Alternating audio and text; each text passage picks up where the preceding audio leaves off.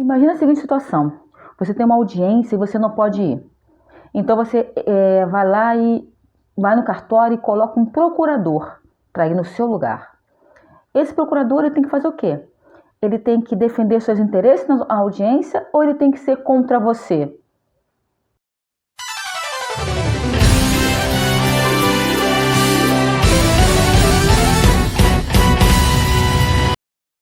Oi, gente, tudo bem? Passando aqui mais uma vez para falar sobre esse tema super importante, que é a importância do nosso voto, tá?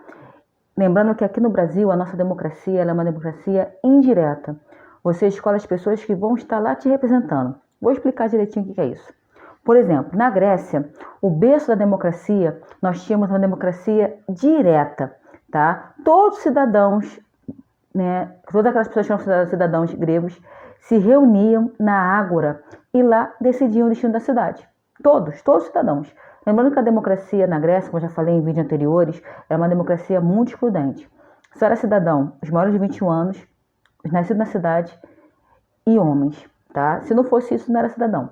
Mas todos aqueles que eram cidadãos se decidiam na Ágora para decidir o destino da cidade. Hoje é quase que inviável. Por exemplo, pensando em Rio de Janeiro, temos 6,32 milhões de habitantes. Por mais que nem todos esses habitantes sejam votantes, vamos botar aí mais ou menos a metade, mais ou menos, 3 milhões.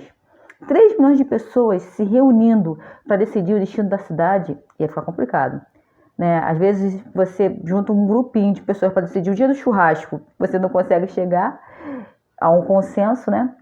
Então a nossa democracia não é direta como na Grécia, ela é uma democracia indireta. Você escolhe aquela pessoa que vai estar lá te representando. Obviamente, se você vai escolher quem vai estar te representando, aquela pessoa tem que defender seus interesses. É que nem quando você tem uma audiência e você não pode ir naquela audiência. Você faz o quê? Você nomeia um procurador.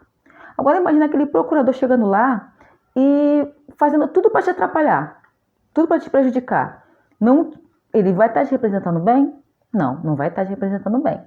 Assim funciona com as nossas eleições, com a nossa democracia. Você tem que escolher alguém que vai estar te representando. E aí, você tem que pensar muito bem quem você vai votar. E como você faz isso? Hoje é muito simples.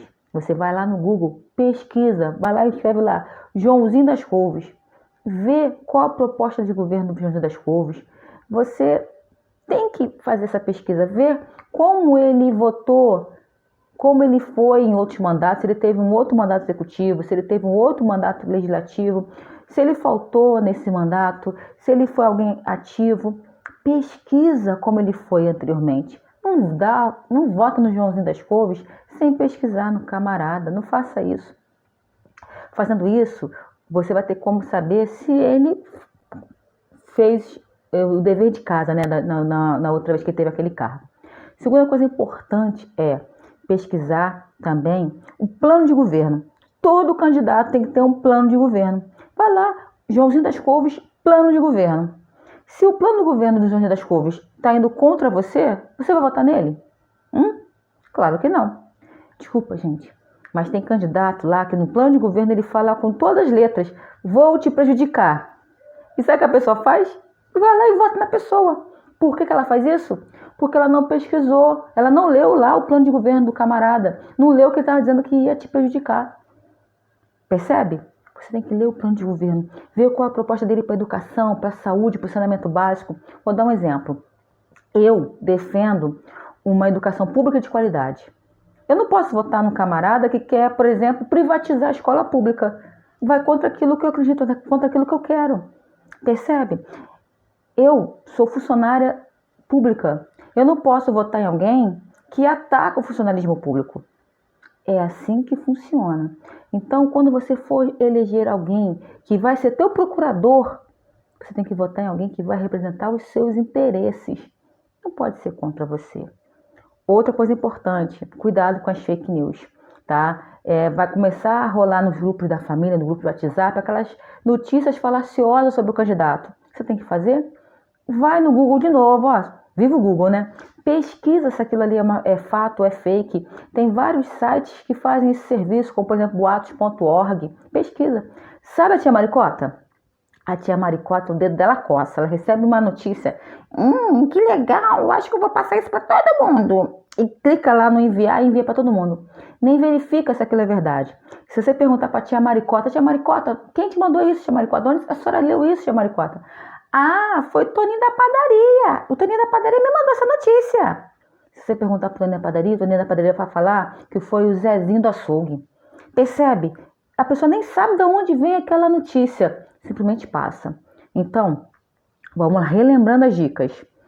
Pesquisa sobre o seu candidato, se ele já teve um mandato anterior e o que ele fez com esse mandato. Segundo, pesquisa o plano de governo desse teu candidato. E terceiro, não acredita em fake news.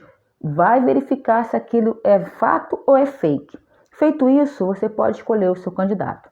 Mas, por favor, lembre-se de quem você votou. Tem uma galerinha aí que chega na hora da urna lá, pega um panfletinho no chão e vota. E depois a pessoa, você vai perguntar, você votou em quem? Não sei. Você tem que fiscalizar o camarada que você colocou lá. Ele é um funcionário público a seu dispor. Ele está servindo você. Então você tem que fiscalizar. Mas como você vai fiscalizar se você não sabe nem quem votou? Fica complicado, não é isso? Então uma dicasinha legal com as redes sociais é muito fácil. Votou no Zezinho das Couves? Tu vai lá e faz o quê? Acompanha a página dele no Facebook, acompanha a página dele no Instagram, acompanha e vê como ele vai ser. Se ele não merecer teu voto da próxima eleição, você não vota nele não.